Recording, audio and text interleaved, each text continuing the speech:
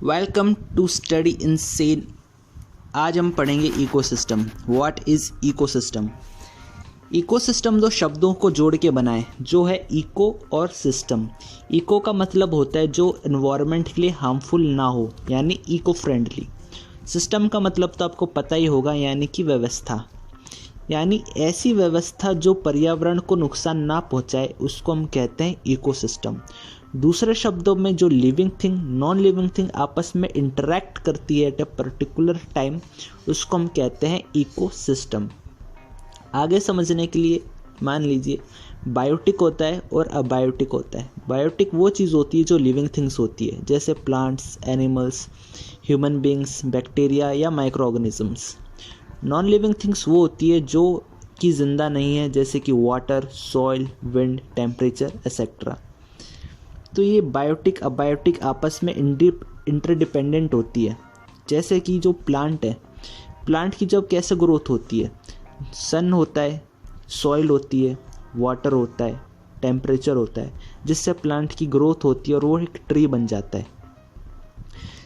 तो हमने क्या देखा कि जो अबायोटिक फैक्टर की वजह से प्लांट की ग्रोथ हो रही है, एक ट्री बनता है, और वो ट्री के जो पत्ते हैं वो जब ज़मीन पे गिर जाते हैं तो उनको जो छोटे छोटे माइक्रो ऑर्गेनिजम्स होते हैं वो उनको खाते हैं, और वो जब खाते हैं तो उससे लैंड फर्टाइल होती है, और वो फर्टाइल लैंड से फिर दूसरे प्लांट की ग्रोथ होती है।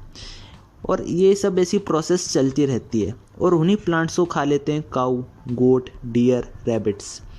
और ये इन काऊ, गोट, डियर, रैबिट्स को खा लेते हैं टाइगर, स्नेक्स, लॉयन। तो ये एक चेन है जो कि बायोटिक अबायोटिक फैक्टर की एक चेन है जो चलती रहती है।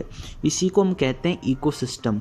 ये हर जगह देखने को मिल सकती है, ज़रूरी नहीं है कि ये ज़मीन पे ही मिले, समंदर पे भी मिल सकती है, फॉरेस्ट पे भी मिल सकती है, ग्रासलैंड्स पे भी मिल सकती है। आपके आसपास में आप देखोगे तो आपको हर जगह इकोसिस्टम देखने को मिलेगा। तो हम कह सकते हैं कि अर्थ एक पूरा एक सिस्टम है इकोसिस्टम का।